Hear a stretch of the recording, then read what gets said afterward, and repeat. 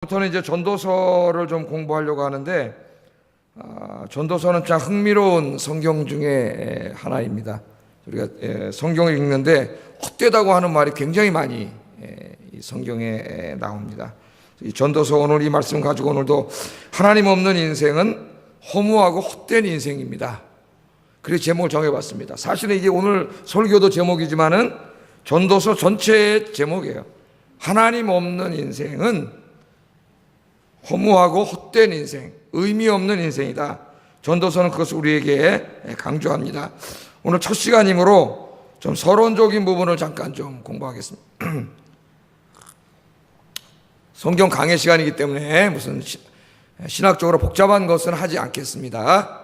우리가 꼭 알아야 될 것 간단한 것만 이야기하고 본문 들어가겠습니다. 자, 먼저 저자는 누구로 알고 있어요, 여러분? 이 전도서 누구요?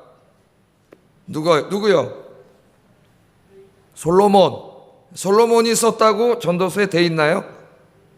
나오지 않습니다. 솔로몬이 썼다는 이야기는 나오지 않아요. 자, 근데 여러분 솔로몬인지 어떻게 알았어요? 오늘 우리 이제 이 성경 이름을 전도서라 했습니다. 전도서 그렇게 번역을 했어요.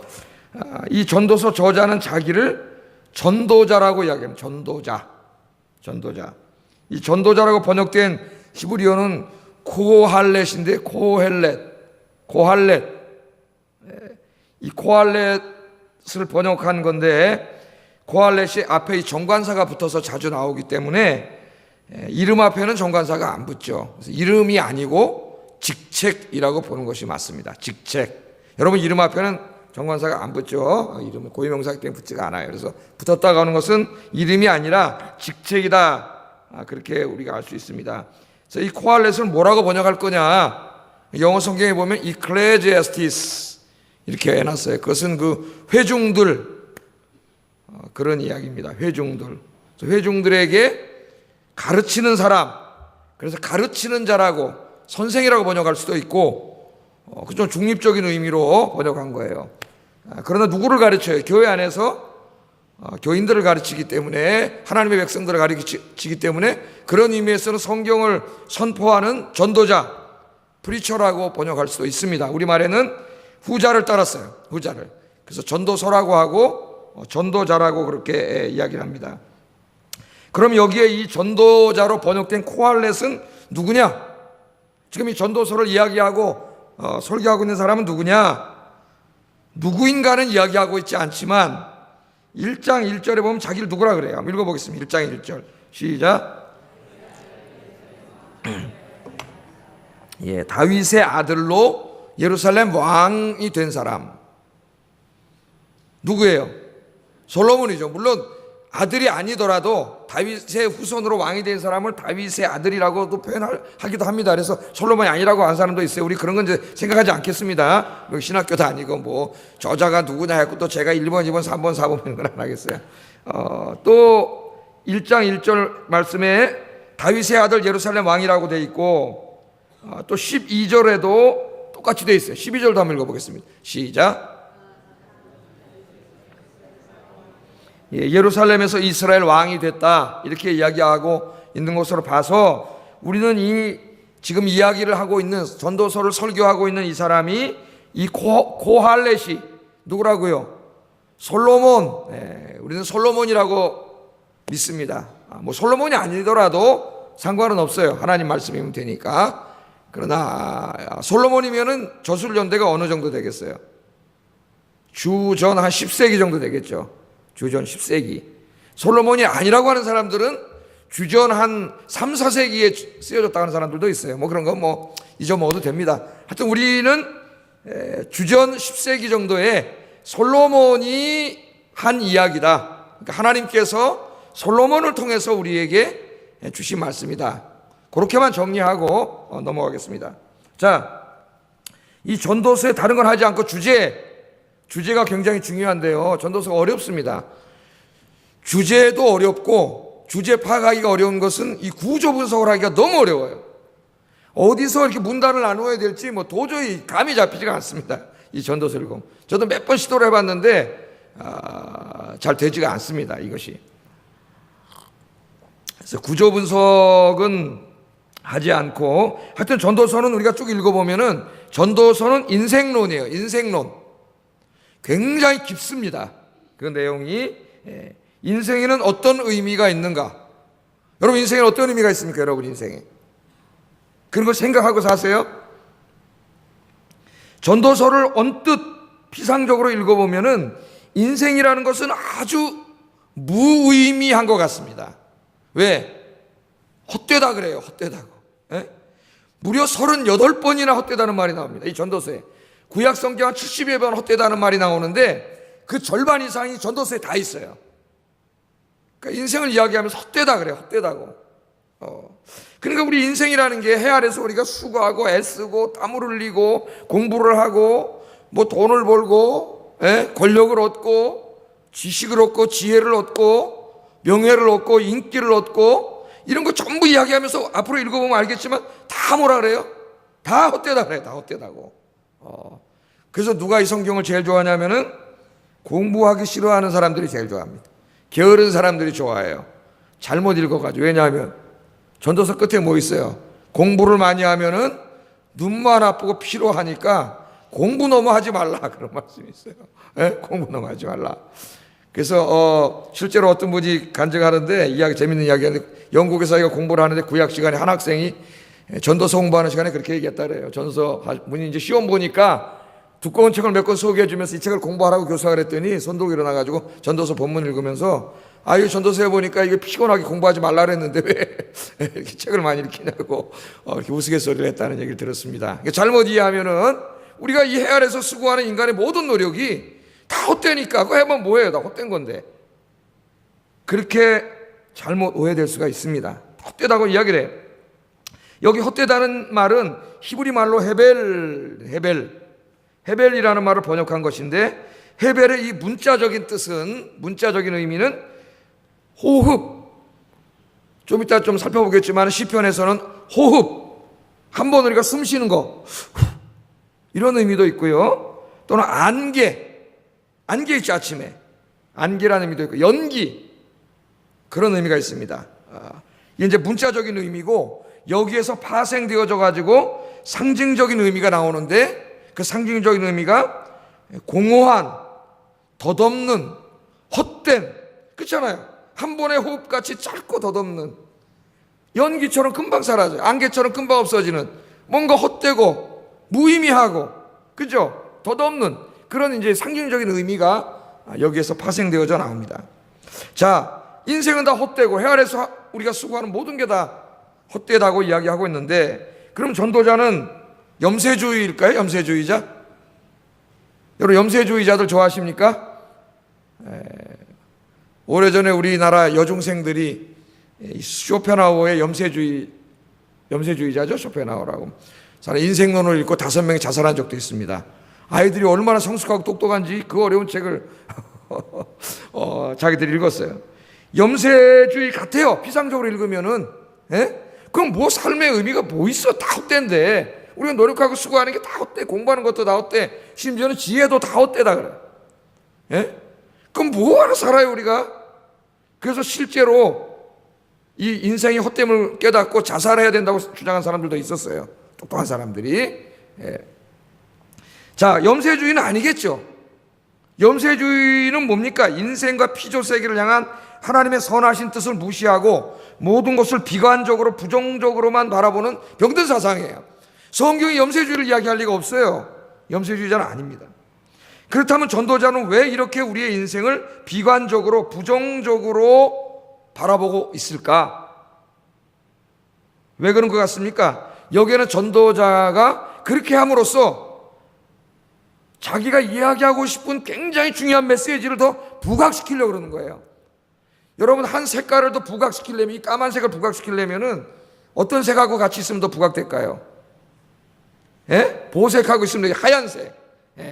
까만색, 하얀색 위에다 까만색을 하면 더 잘 보이겠죠. 지금 그러한 전략을 사용하고 있다고 보면 되겠어요.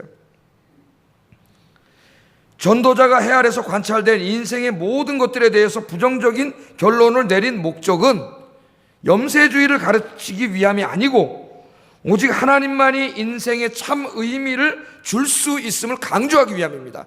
하나님 없는 인생은 어떤 의미도 없고 그건 다 헛된 것이고 하나님만이 우리 인생에 참 의미를 줄 수 있다. 이것을 강조하기 위해서 하나님 없는 인생을 철저하게 부정합니다. 그래서 전도자는 전도서에서 인생의 무상함과 무의미함을 노래한 후에 전도서 제일 끝에 보면 이렇게 결론을 내려요. 전도서 12장 13절을 같이 한번 읽어보겠습니다. 시작.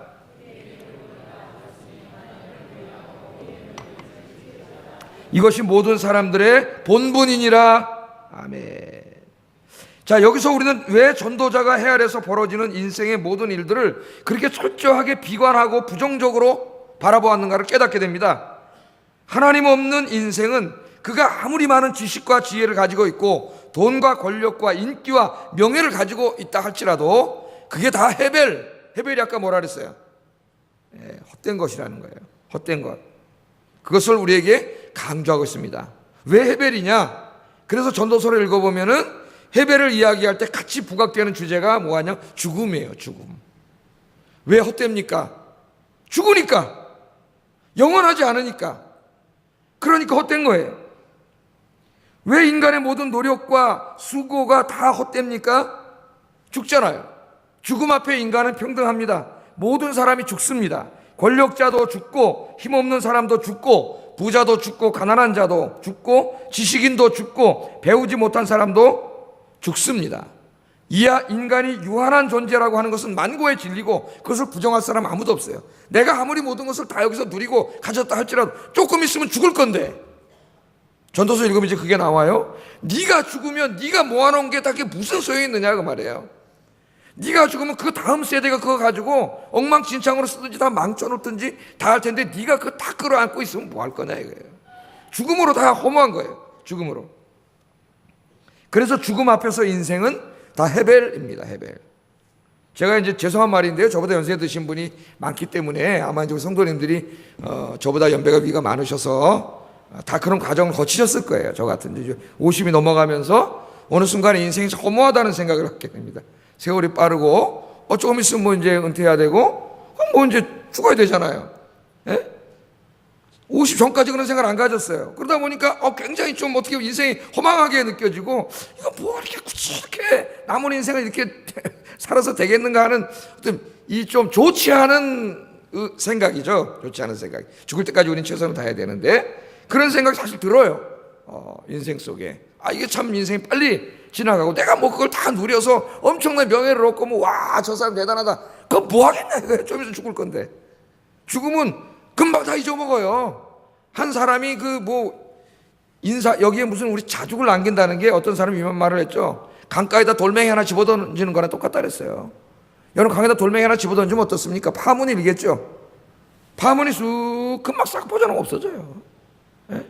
봄에 꽃이 막 이쁘게 피고 풀이 돋아보세요. 좀 이따 잠깐 후에 찬바람 불면 다 없어져요.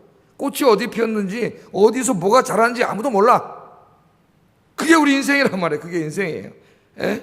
물론 이제 여기 이제 우리가 하나님 안에서 우리 인생을 바라보면 그렇게 안 보입니다. 그러나 하나님 없는 인생은 그런 인생이라는 거예요. 그런 인생. 그런데요, 이 죽음을 강조하는 이유가 또 하나 있어요. 죽음 앞에서 모든 게 헛되다는 것을 우리가 깨달으면서 이 죽음이 긍정적인 역할을 합니다. 전도서에서. 왜? 너무 인생이 허망하고 그러니까 죽음으로 인생이 과연 다 끝나는 것인가? 이걸 고민하다가 이 죽음 앞에서 우리가 누구를 찾게 돼요?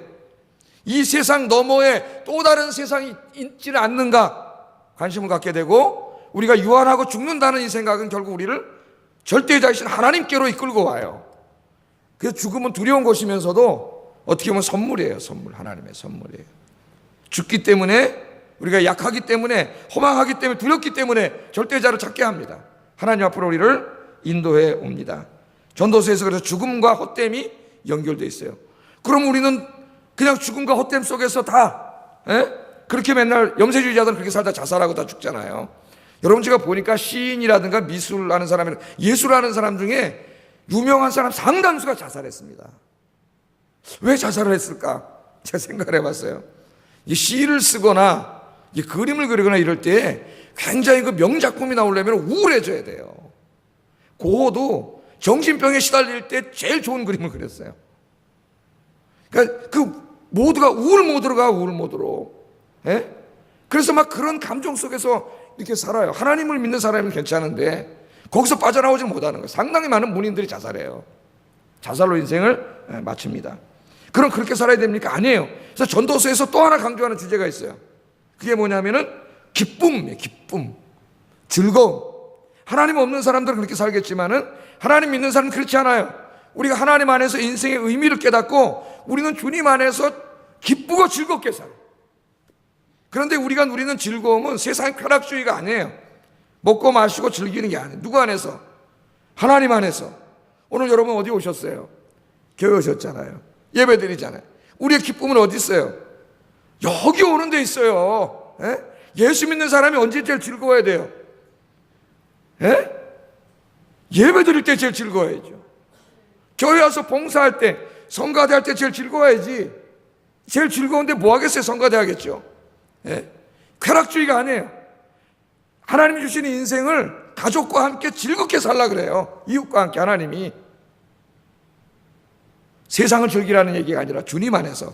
여러분, 그래서 또 즐거움을 강조하고 있습니다. 여러분, 앞으로 하여튼 이 전도서 주제예요. 제가 이때까지 말씀드린 게 계속 나올 거예요. 앞으로 전도서 강해를 들으면서 하나님 안에서 인생의 참 의미와 목적을 바로 깨닫고 왜 하나님께서 나를 이제까지 살려두셨는지, 왜 나를 여기에 부르셨는지 하는 의미를 바로 깨닫고 남은 인생을 하나님 안에서 진짜 의미 있고 즐거움으로 가득 찬 인생, 행복한 인생 사시기를 주의 이름으로 축복합니다. 그게 전도서 공부하는 거예요, 오늘부터. 와, 대단하죠? 엄청나게 심오해요. 우리가 그래서 한번 같이 좀 이제 본문으로 한번 들어가 보겠습니다. 전체적인 걸 다 공부했어요, 지금 전체적인 걸. 자, 그럼 전도자가 뭐라고 얘기하고 이제 시작을 하느냐? 해 아래서 우리들의 수고하는 모든 것들은 다 헛됩니다. 그렇게 이야기를 합니다. 2절 3절 한번 읽어보겠습니다. 시작.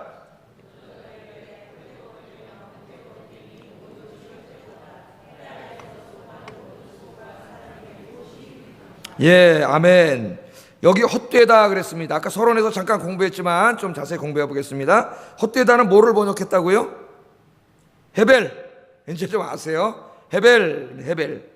이 히브리어 헤벨은 무슨 뜻인가?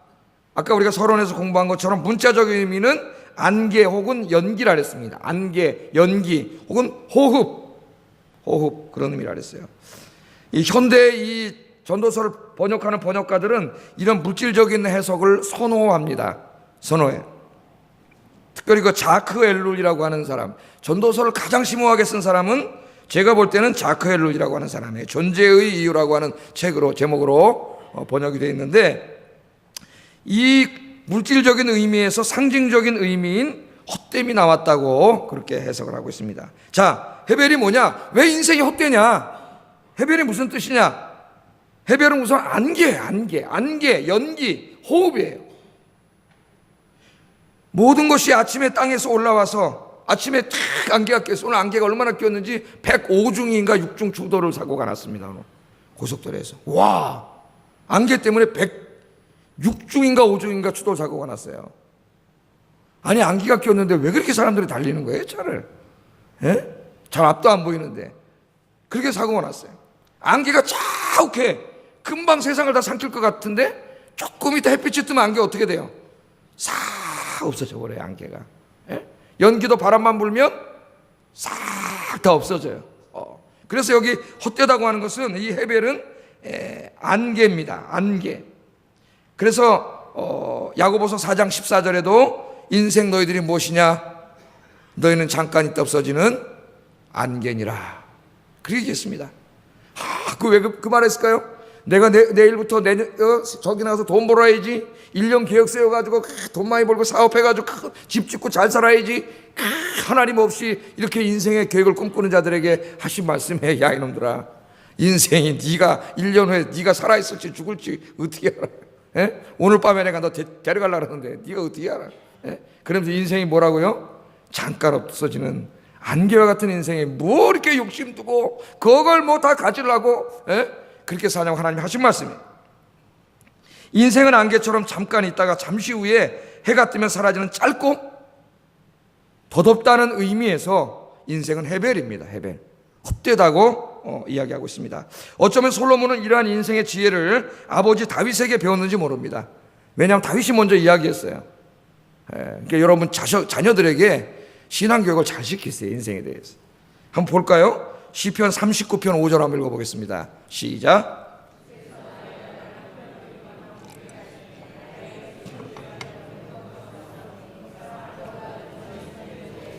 진실로 모두가 허사뿐입니다. 다윗이 자기 인생을 바라보면서 참 신앙심이 깊은 사람이에요. 이 사람은 왕이고 군인이고 뭐 시도 쓰고 음악도 하고 별걸 다 하는데 자기 인생에 대해서 굉장히 신학적으로 깊이 바라보는 사람. 자기 인생이 뭐 같다래요? 그 인생의 길이가 한 뼘 대 한 뼘 얼마나 짧아요. 인생이 한 뼘과 같다래요. 한 뼘과 같다. 그래서 든든히 자기가 서 있어 모든 게 잘 되고 권력 튼튼하고 그럴 때에도 모든 게 호사라 그러잖아요. 헤벨이에요. 헤벨. 그러니까 아마 아버지한테 배웠을 거예요. 아버지가 한테. 계속 6절 7절도 한번 읽어보겠습니다. 시작. 재물을 쌓으나 누가 거둘는지 알지 못하나이다. 주여 이제 내가 무엇을 바라리요? 나의 소망은 주께 있습니다. 이 얘기가 전도서에 이제 앞으로 계속 나와요. 그래서 막 사람들이 권력을 잡으려고 그러고 막 그러잖아요. 이번에도 보니까 청문회 하는데 뭐 총리 후보로 나오신 분이 우리 대한민국 남자는 술 먹으면 뭐를 떨어요? 허세를 부립니다. 허세.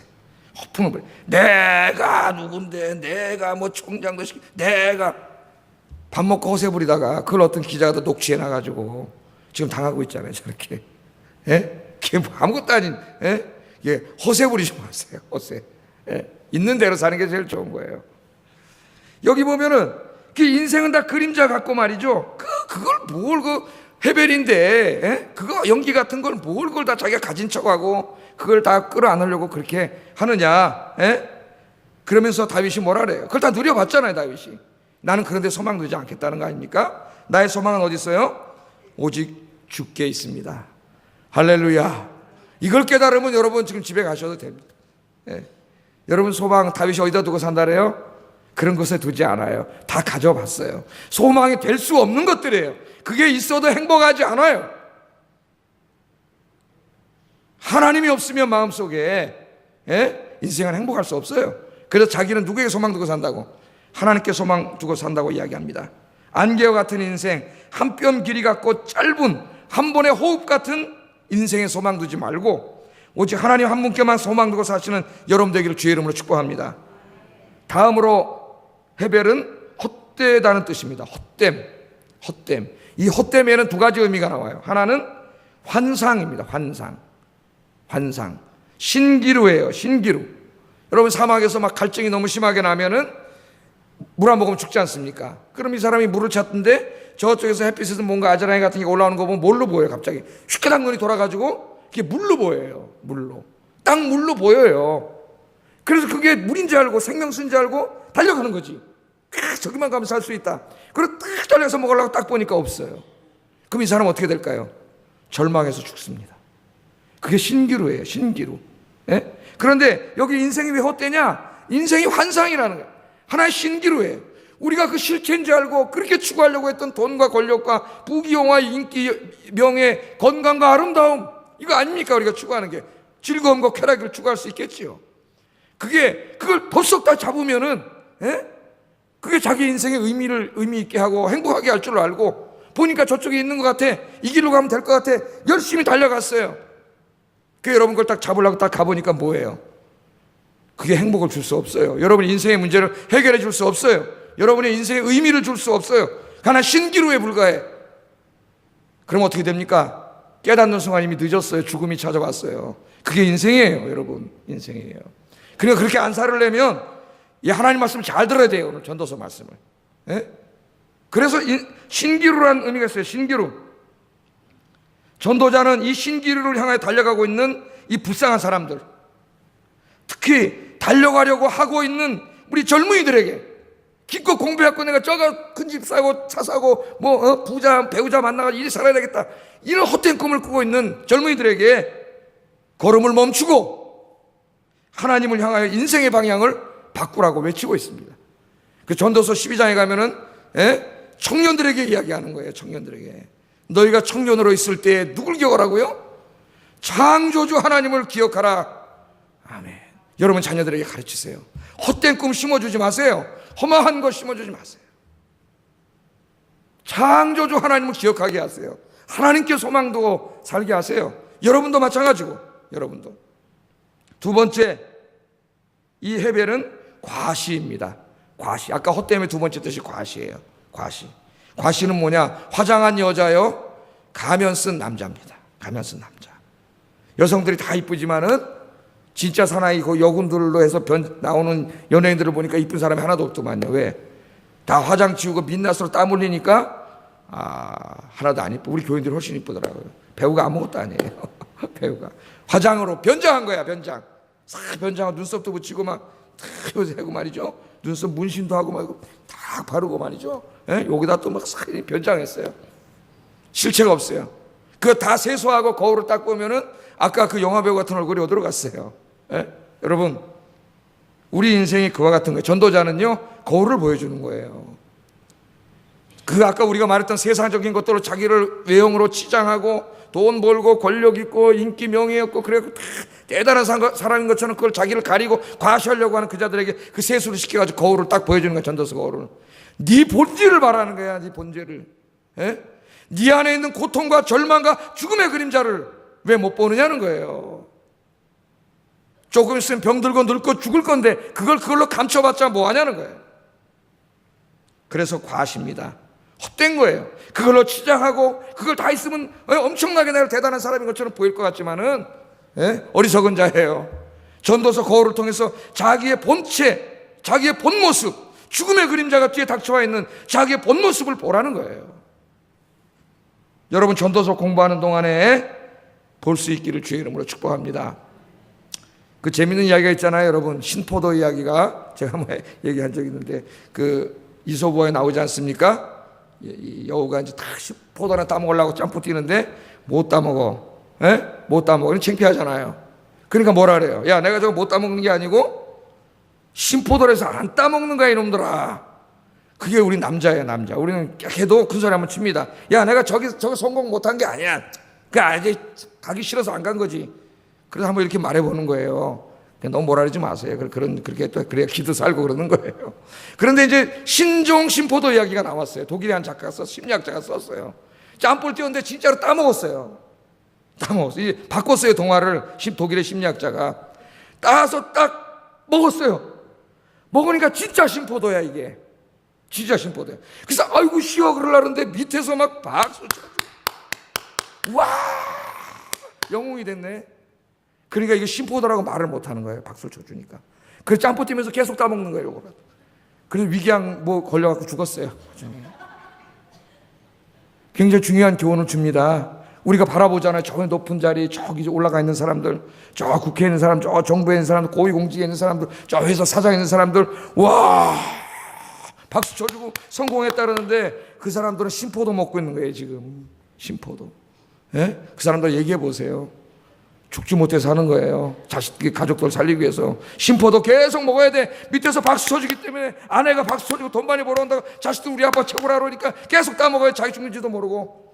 예? 신포도 먹고 죽는 거예요. 아주 중요한 얘기를 우리에게 하고 있습니다. 그거 따먹지 마세요. 그거 바라보지 마세요. 신포도예요. 여러분 말씀 많이 잡수시고 기도 많이 하셔서 여러분 영육간에 강건한 여러분 되시길 주의 이름으로 축복합니다.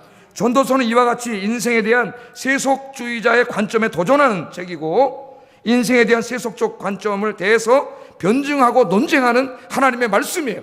그것은 거짓말이다. 신포도다. 거기에 행복이 없다. 거기에 인생에 답이 없다. 그걸 가르쳐줍니다. 전도자는 세속적인 지평에 갇혀서 살아가고 있는 사람들에게 그들의 잘못을 가르쳐주며 바른 인생관을 가르쳐주고자 합니다. 하나님 없는 인생이 자신만의 노력으로 과연 의미 있는 인생을 살 수 있는가? 전도자의 대답은 노입니다. 노.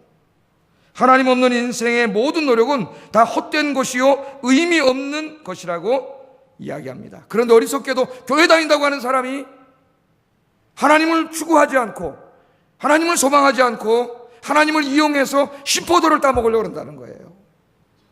기도도 신포도를 위해서, 신앙생활도 신포도를 위해서 그렇게 하는 어리석은 사람들이 있습니다. 전도서는 인생의 덧없음과 하나님의 영원성이 마주보고 있어요. 죽음과 하나님의 영원성이 전도서 안에 같이 나옵니다. 전도서는 하나의 거울과 같습니다. 사람들을 향해 거울을 들고 있습니다. 그는 인생의 거울을 통하여 인생의 짧고 덧없음을 보여줍니다. 그렇게 함으로 인간의 욕심을 부리고 소유하려고 하는 모든 것들이 얼마나 헛된 것들인가, 그것을 가르쳐 줍니다. 인간은 전도서의 거울을 통하여 인생은 유한하며 하나님은 무한하시다는 것을 깨닫게 됩니다. 그렇게 함으로 인간이 하나님 없이 무한히 발전할 수 있다고 하는 사람들의 생각에 강력하게 도전합니다. 잊지 마세요. 하나님 없는 인생은 무의미입니다. 무의미. 왜 하나님 없는 인생이 무의미한가? 하나님께서 주시는 영혼을 소유하지 못했기 때문입니다. 그 사람들은 죽음으로 다 끝납니다. 죽음 앞에서 그 모든 것들이 무슨 소용입니까? 그래서 전도자는 전도서를 통하여 인생의 허무함과 불의와 절망, 지나가는 젊음, 죽음의 보편성을 슬퍼합니다. 따라서 전도자는 우리에게 죽음 앞에 허무한 것들에 마음 두지 말고 영원하신 창조주 하나님께 마음을 두고 소망을 두고 살려고 강력하게 우리에게 제안하고 있습니다. 여러분, 이제부터 누구에게 소망 두고 사시겠어요? 하나님께 소망 두고 사세요. 아직도 하나님 이용해가지고 심포도 따먹으려고 그러지 마요. 그 헤벨, 헛된 것, 신기루 같은 것, 안개와 연기 같은 거, 그거 하나님한테 하나님 이용해가지고 그거 얻어먹으려고 기회에 왔다면은 잘못 온 거예요. 하나님 자신이 여러분의 인생의 목적이 되고 신앙의 목적이 되고 경배의 목적이 되고 여러분 평생의 인생의 의미와 소망이 되는 삶을 살기를 주의 이름으로 축복합니다. 전도자는 하나님 없는 인생과 하나님 없는 인간의 모든 노력이 헛되다는 것을 이제 증명합니다. 증명해야 되겠죠? 예? 굉장히 똑똑한 사람이니까 솔로몬은요, 증명을 해요. 뭘로 증명해요? 두 가지로 증명을 해요. 하나는 자연계를 통해서 증명을 하고 하나는 역사를 통해서 증명을 합니다. 자, 첫 번째는 자연계에 나타난 증거예요.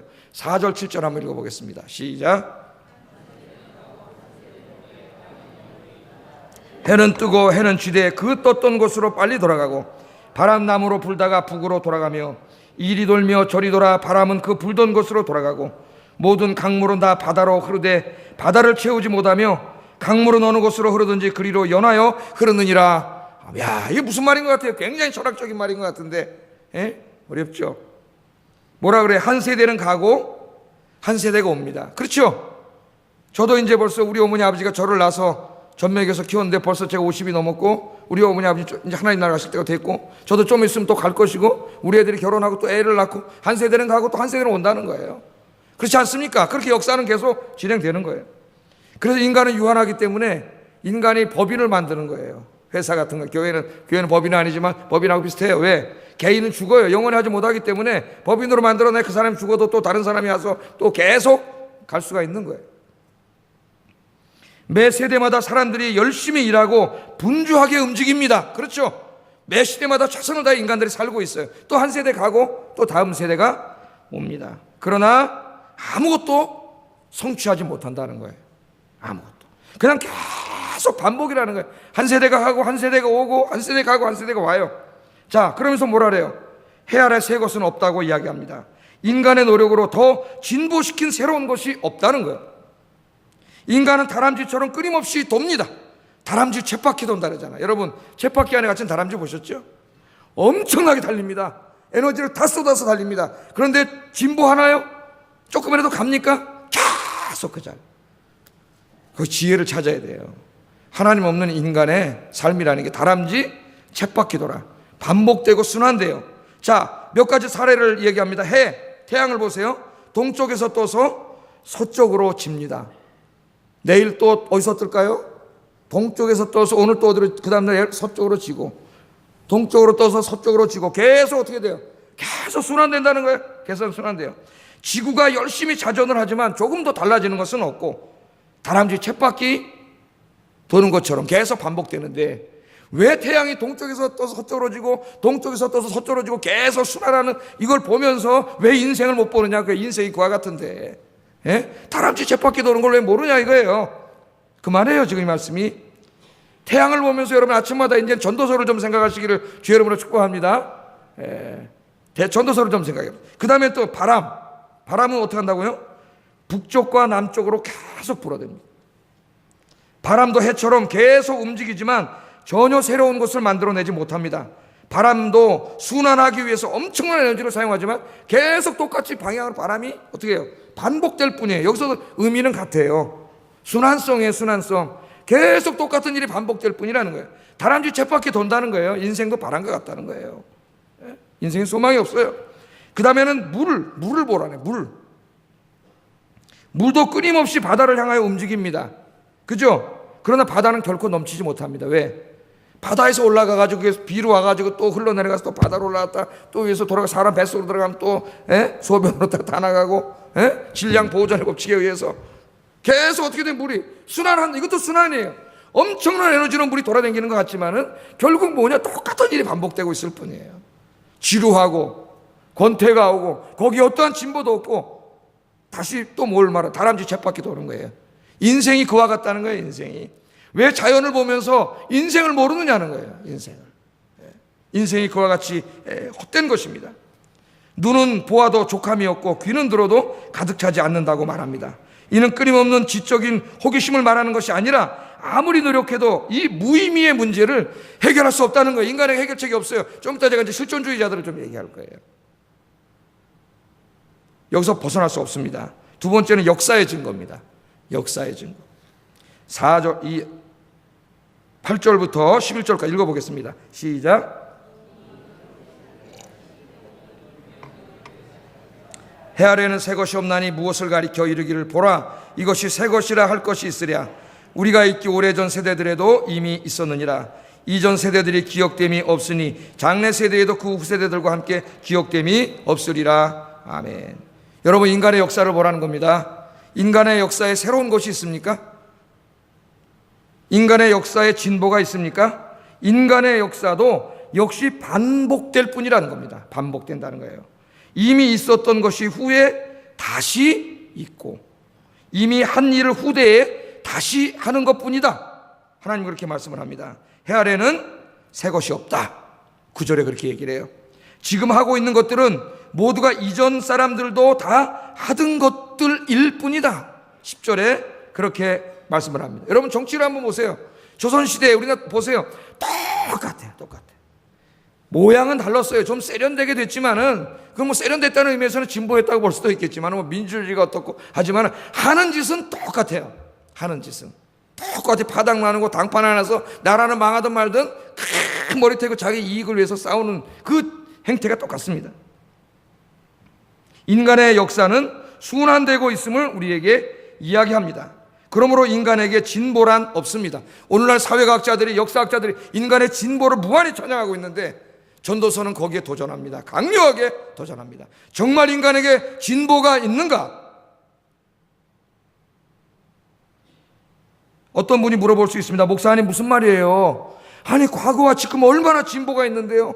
과학 기술과 경제가 성장해가지고 얼마나 진보가 있는데요? 옛날에 없던 컴퓨터, 핸드폰, 비행기, 최신형 자동차, 인공위성을 보세요. 이거 모든 거 과거에 없던 것들 아닙니까? 그런데 왜 하나님은 진보가 없다 그럽니까? 성경이 틀린 거 아닙니까? 여러분, 솔로몬이 그거 모를까요? 솔로몬이 그 당시에 최고의 지식인입니다. 솔로몬이 전도서를 쓸 당시 솔로몬 역시 과거 수천 년의 역사를 보면서 과거에 없던 것들이 자기 시대에 존재하고 있다는 것을 너무나 잘 알고 있는 사람입니다. 그는 당대 최고의 박식한 지식인이요 지혜자였습니다. 그런데 왜 솔로몬이 진보가 없다고 이야기할까요? 솔로몬이 말하는 진보는 과학이나 기술이나 도구가 아닙니다. 솔로몬이 다루고 있는 것은 인간 자체예요. 인간 자체. 인간 자체에 진보가 없다는 거예요. 그들이 물론 머리를 써서 과학도 발전시키고 경제도 성장시킨 건 사실이지만 그러나 그 인간 자체에는 조금의 진보도 없다는 거예요. 인간은 과학, 기술, 도구의 진보를 열었지만 예나 지금이나 하나님을 대적하고 있고 하나님 앞에 죄를 짓고 있는 데에서 조금도 나아진 것이 없다는 겁니다. 오히려 과거보다 더하면 더했지. 지금 솔로몬은 그 점을 지적하고 있습니다. 인간은 하나님을 향하여 조금도 앞으로 나아가지 못했습니다. 이러한 면에서 인간에게는 새로운 것이 없고, 과거나 지금이나 한결같이 인간은 하나님을 대적하고 죄를 짓고 사악한 일을 행하면서 똑같이 하나님 반대편으로 가고 있다. 그런 의미에서 인간 사회에는 진보가 없다고 이야기합니다. 그러므로 전도자는 여기서 인간의 진보를 찬양하는 모든 것을 멈추게 하라, 그렇게 이야기합니다. 여러분, 오늘날 이 하나님 안 믿는 이 인문사회가 계통 과학에서 엄청난 인간을 찬양하고 계몽주의 시대 이후에 인간을 엄청나게 하나님의 자리에 갖다 놓고 인간은 만물의 척도라고 이야기하고 교만해졌습니다. 그러나 전도자는 이야기합니다. 정말 그들이 인간은 만물의 척도인가? 하나님 앞에 그들은 정말 의인인가? 그들은 과거보다 훨씬 더 의로워졌는가? 아니라는 거예요. 더 사악해지고 더 음란해지고 하나님 앞에 조금도 나아진 것이 없음을 이야기합니다. 전도자는 이러한 비유를 통해서 하나님을 배제한 채 무엇을 이루어 보려고 발버둥 치는 모든 인간의 노력들이 다 헤벨이라고 역설합니다. 하나님 없는 인간의 노력들은 헤벨입니다. 돈과 권력, 지식과 지혜, 인기와 명예, 건강과 아름다움, 세상의 즐거움은 다 연기요, 안개요, 신기루입니다. 헛되고 헛된 것들이에요. 그런 것들에 소망 두고 그거 잡으려고 달려가면은 하나님 앞에 망하는 인생이 됩니다. 망하는 거예요. 지옥불에 떨어지는 거예요. 여러분, 이제 남은 인생을 오늘 전도자가 우리에게 가르쳐 주는 것처럼 하나님을 경외하고 하나님 말씀에 순종하며 하나님께 소망 두고 사시는 여러분 되기를 주의 이름으로 축복합니다. 제가 오늘 설교는 여기까지 다 마쳤는데 조금 제가 더 말씀을 드릴게요. 일찍이 인생과 세계의 무의미성을 깨닫고 강변했던 그런 사람들이 있습니다. 실존주의자들입니다. 실존주의자들. 철학에도 있고 문학에도 있고 다 있습니다. 실존주의자들은 부와 권력, 인기와 명예를 추구하는 인간의 삶 속에서 어떤 의미도 발견하지 못했습니다. 이러한 면에서 실존주의자들은 돈과 권력, 인기와 명예에서 삶의 의미를 찾으려고 했던 사람들보다는 훨씬 훌륭한 사람, 일반 사람들보다는 그거 다 부조리요, 다 구덕이요, 다 똥이라 그랬으니까, 무의미한 짓이라 그랬으니까요. 훨씬 훌륭한 사람들이에요. 그러나 실존주의자들 역시 불행한 사람들입니다. 왜냐하면 이 사람들은 이 삶의 무의미에서 탈출하려고 몸부림쳤지만 그 길을 찾지 못하고 절망한 사람들입니다. 그 길을 알지 못했어요. 너무나 똑똑한데, 인생의 헤아려서 수고하는 게 다 어때까지는 돈과 권력과 똥 같은 것들인데, 그것까지 좋았는데 그 인생의 엄청난 무의미 앞에서 그걸 쌓아보려고 노력했는데 그걸 벗어나는 길을 알지 못했어요. 그 대표적인 사람 한 사람이 저기 소개하겠습니다. 여러분 잘 알고 있는 부조리의 작가 알베르 까뮈라고 하는 사람입니다. 천재적인 소설가인데 30대에 그만 교통사고로 죽었어요. 일찍 죽었습니다. 이 사람이 오랫동안 살면서 아마 소설을 계속 썼으면 상당히 많은 젊은이들을 더 무신론자로 만들었을 거예요.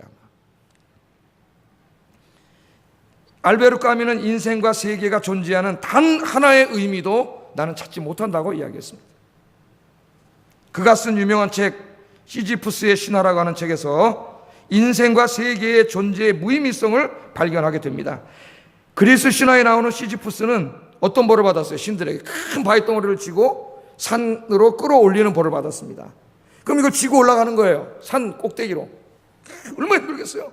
그거 쥐고 올라갔는데 문제는 쥐고 올라가서 딱 위에다 놓으면 도로 굴러떨어집니다. 그게 벌이에요. 그럼 이 사람은 또 내려와가지고 시지푸스는 그걸 다시 짊어지고 또 올라가. 또 올라가서 위에다 더 갖다 놓으면 그게 도로 굴러떨어져요. 그게 시지푸스가 받은 벌이에요. 알베르 까뮈는 이 시지푸스 신화에서 우리 인생을 바라보고 있습니다. 우리의 인생이 그와 같다는 거예요. 아무리 갖다 올려놓으려고 그래도 도로함이 타버리는 거예요. 다시 굴러 떨어지는 거예요. 또 갖다 올려놓는 거예요. 또 굴러 떨어지는 거예요. 우리 인생은 평생 동안 이 무의미한 싸움을 계속 할 뿐이라는 겁니다. 올려놓으면 왜 도로 굴러 떨어지는데. 그러니까 참 인생을 어떻게 보면 굉장히 잘 본 거예요. 하나님 없는 인생의 절망을 잘 본 거예요. 잘 본 거예요. 거기까지는 배워야 돼요. 우리가 해결책을 몰랐어요. 이 사람은 해결책. 까뮈는 오늘을 사는 우리도 바로 그 끔찍한 시지푸스의 형벌을 받고 있다고 주장합니다. 제가 여기다 한번 써왔어요. 까미가 한 얘기입니다. 보이십니까? 같이 한번 읽어볼까요? 시작.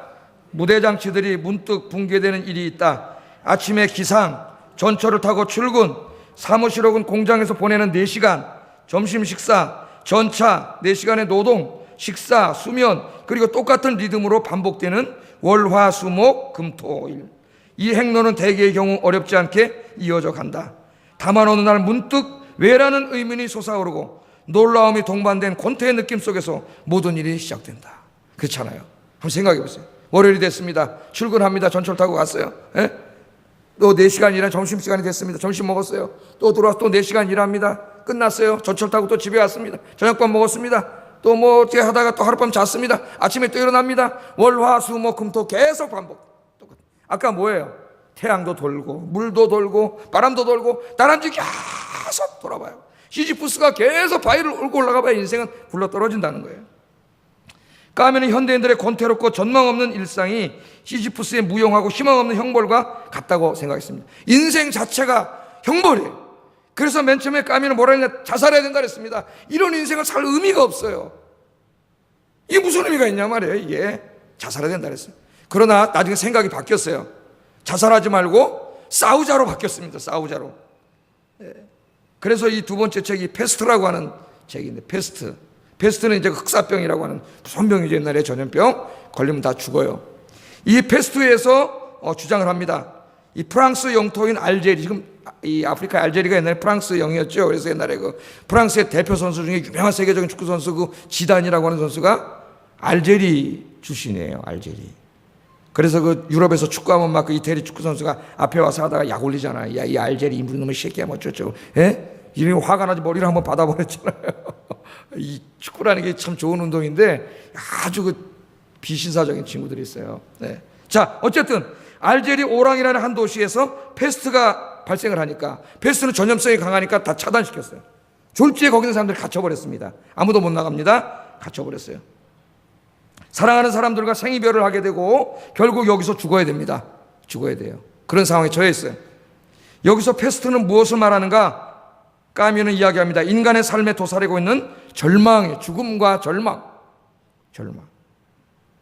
즉 죽음에 갇혀 삶과 세계에 대해 어떤 희망이나 의미가 없는데도 불구하고 살아야만 하는 부조리라는 것입니다. 페스트는 우리를 절망에 빠뜨리는 부조리입니다. 우리는 왜 존재하는가? 그는 간절하게 존재의 의미를 물었지만 아무것도 알 수 없었습니다. 여기서 알 수 없었다는 것은 무지가 아니라 무의미입니다. 무의미. 존재의 어떤 의미도 찾지 못했다는 거예요. 왜 살아야 되는지 어떤 의미를 발견하지 못하는 거예요. 제가 얘기했잖아요. 지금 오늘날 그 돈 많은 강남의 사모님들 중에 상당 부분이 지금 삶의 무의미 속에 방황하고 있다고. 홀까홀짝 술 먹다 알코올 중독 중에 타워팰리스에 사는 부인들이 걸리고 있고, 정신과 의사를 찾아오고 있다 그랬잖아요. 거기에 소망이 있는 줄 알았는데 그걸 다 가져갔고 엄청난 명품 핸드백을 수십 개 가지고 있고 밍크코트를 수십 벌 입고 뭐 수시로 골프 치고 해외여행을 다니는데 하나도 행복하지가 않아요.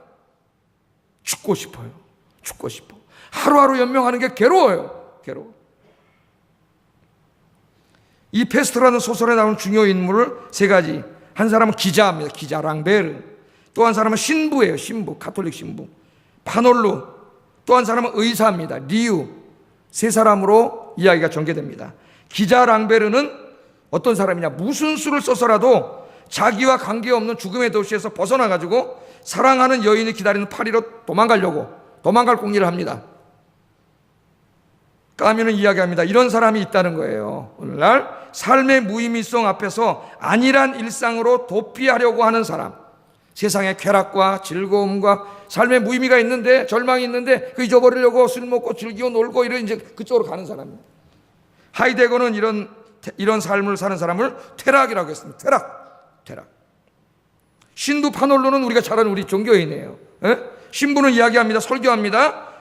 사악한 인간들에게 하나님이 심판을 내리셨다고 이야기합니다. 하나님께서 사악한 사람들을 심판하시고 의로운 사람들은 구원할 것이라고 설교합니다. 누구냐? 삶의 무의미 앞에서 종교적인 희망을 주는 우리들, 종교적인 희망을 갖는 여러분들이라는 거예요. 까미는 무신론자이기 때문에 그걸 우습게 합니다. 거짓말이라는 거예요. 거짓말. 세 번째, 까미가 추구하는 사람, 본받아야 될 사람이 의사예요. 의사 리우입니다. 페스토와 직면하여 싸웁니다. 이 사람. 보건대를 조직해서 패스트라는 질병과 싸워요. 부조리에 저항하고 있는 겁니다. 까미는 의사 리우처럼 이 삶의 무의미와 부조리를 회피하지 말고, 또 이 기독교처럼 헛된 희망을 주거나 갖지 말고 맞서서 싸우라고 이야기해요. 싸우라고. 시지푸스처럼 삶의 무의미에 직면하여 실패하겠지만 그래도 끝까지 반항하고 저항하고 그렇게 살아가라는 거예요. 맨 처음에 자살하라 그랬다가 이제 싸우라고 바꿨어요. 싸우라고. 까미는 자신의 모든 노력이 무의미함을 알면서도, 그 어떤 희망도 없는 것을 알면서도 포기하거나 회피하지 않고 언제나 다시 굴러떨어질 자신의 운명을 향해 다시 돌아서는 시지푸스의 모습에서 부조리의 정면으로 반항하는 인간의 당당한 자세를 찾았습니다. 어떻게 보면은 기독교에 대한 저항이라고 볼 수도 있겠어요.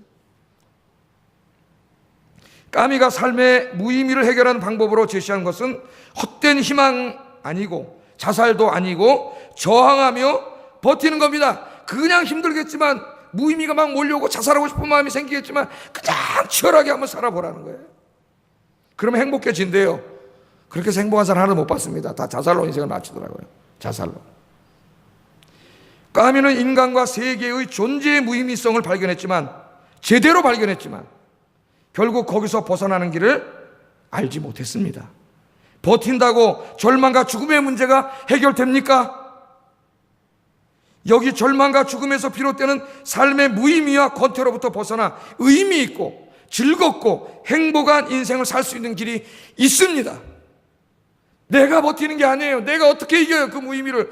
자살할 수밖에 없어요. 정신과 의사 찾아갈 수밖에 없습니다. 그 길이 있어요. 여러분, 예수 그리스도께서 여러분의 십자가에서 달려 죽으신 줄로 믿습니다. 주님께로 오면 거기에 소망이 있습니다. 하나님께로 오면 소망이 있습니다. 오늘 전도자가 우리에게 제시하는 희망이 바로 하나님이세요.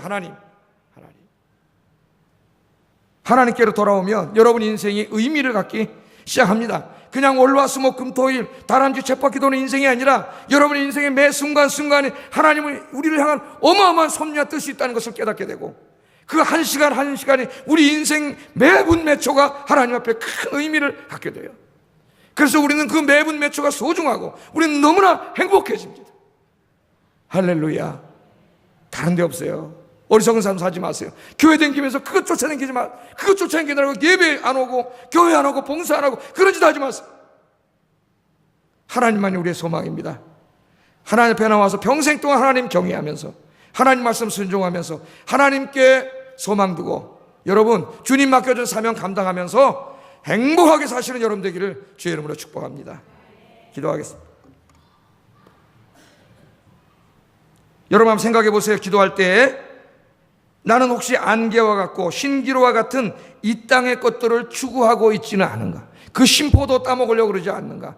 하나님 거기에 소망 두지 말고 하나님께 소망 두고 살게 해주세요. 이렇게 기도하시고, 혹시 나는 인생의 무의미를 발견했지만 아직까지 거기로부터 벗어나는 길을 알지 못한 사람이 있다면 역시 하나님이 소망입니다. 하나님 앞에 돌아오면 참된 행복과 기쁨이 있습니다. 남은 인생 주님 의지하고 주님 붙잡고 주님 섬기며 살게 해주세요. 기도하겠습니다. 사랑